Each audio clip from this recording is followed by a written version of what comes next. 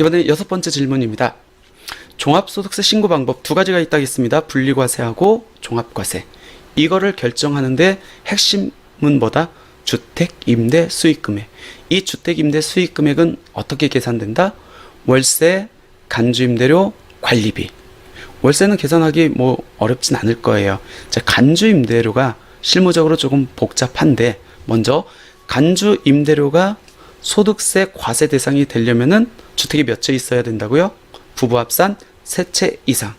이때 과세 대상 주택수 3채 이상을 판정할 때 소형 주택, 전용 면적 40제곱미터 이하이면서 기준시가 2억 원 이하인 주택은 빼고 계산한다겠습니다. 그럼 빼고 나머지 주택이 3채가 안 된다. 그럼 과세 대상이 아니겠죠. 그럼 만약 과세 대상 주택수가 3채 이상입니다. 그러면은 간주임대료 계산해야겠죠. 어떻게 계산합니까? 보증금을 다 합합니다. 보증금, 그리고 3억 원을 빼줍니다. 보증금액에서 3억 원을 빼고 60%를 또 곱합니다. 그리고 정기예금 이자율 2022년도, 그러니까 이번에 5월달에 종합소득세 신고할 때는 2022년도 귀속분이이기 때문에 이자율이 1.2%가 적용됩니다. 이게 2023년도에는 2.9%로 상향 조정됐거든요. 근데 이번 종합소득세 신고분은 2022년도 귀속분이기 때문에 1.2%를 적용한다.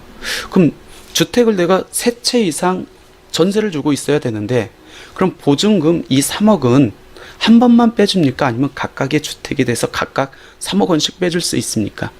종합소득세는 인별 과세제도라고 했습니다. 그렇기 때문에 내가 가지고 있는 주택 중에서 딱 한 번만 빼준다라고 보시면 될 것 같습니다.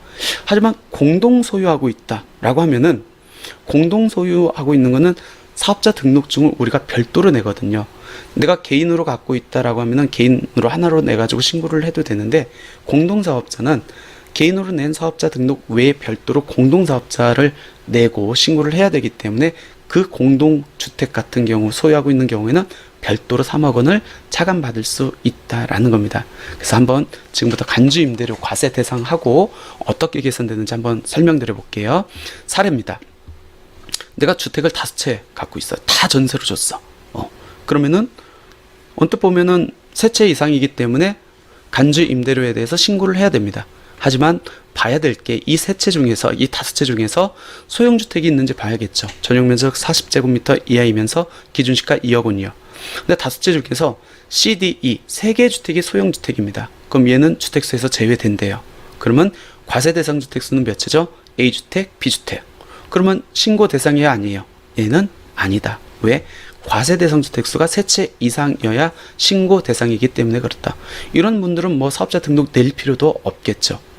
두 번째 케이스입니다. 똑같이 5채 주택을 다 전세로 주었어. 근데 이번에는 2채가 소형주택입니다. 그러면은 과세 대상 주택수는 A, B, C 3채입니다. 그럼 과세 대상은 맞네요.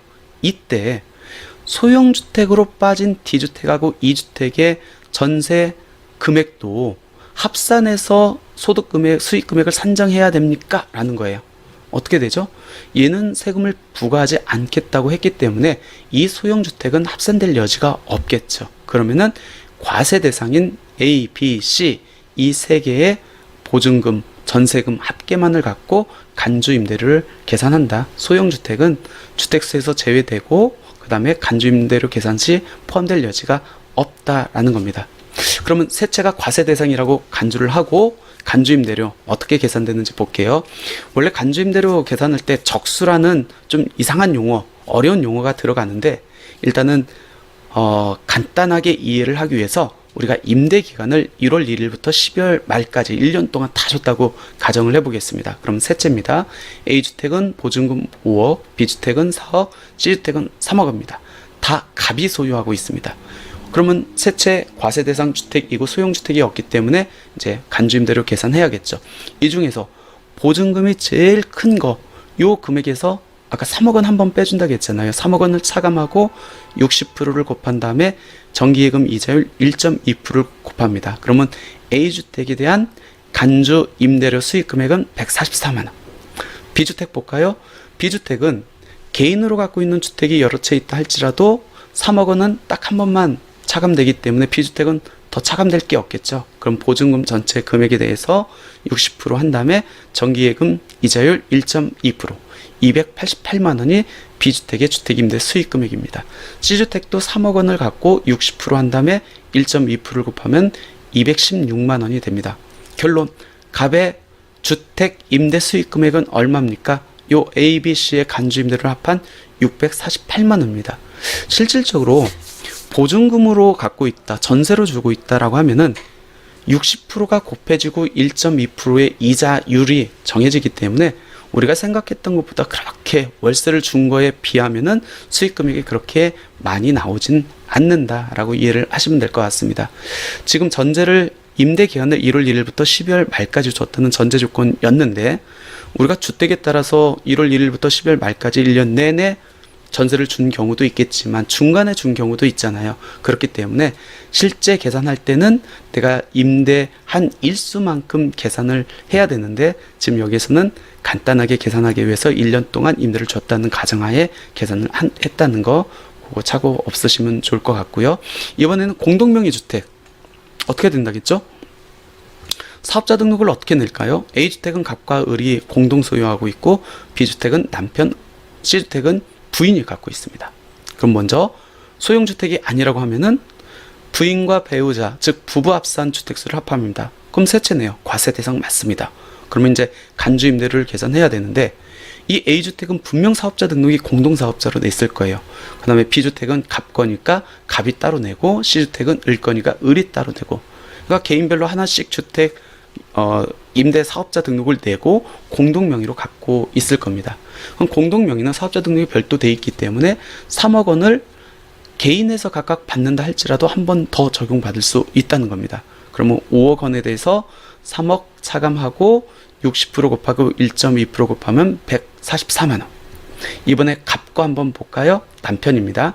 남편은 4억 원에서 개인으로서는 3억 아직 안 빼줬죠? 여기에서 또 3억이 빠지겠네요. 공동사업자에서 3억을 차감한 것 외에 개인 사업자도 사업자 등록이 하나 돼 있기 때문에 3억을 차감합니다. 그리고 60% 곱하고 1.2% 72만 원. 이번에 을 부인과 한번 볼까요? 3억 원이죠? 부인도 개인 입장에선 처음 3억 원을 차감하겠네요. 그러니까 3억 원 차감되고 60% 곱하고 1.2%입니다. 보증금 자체가 3억 원에서 3억 원을 차감하니까 간주임대 수익 금액이 나올 게 없겠죠. 그러면 이렇게 공동명의로 갖고 있다. 그러면은 A주택에 대한 50%를 이제 갑의 간주임대료로 끄집어 오고 그리고 B주택도 갑 거죠. 아까 72만 원을 더하면은 갑의 간주임대료는 144만 원. 을은 A주택의 50%만 가져오면 되겠네요. C주택은 간주임대료 수익금액이 제로니까 그럼 72만 원. 이런 식으로 간주임대료를 계산한다. 결론, 간주임대료는 일단 과세 대상이 되려면은 소형주택을 제외한 나머지 주택이 세 채 이상이어야 된다.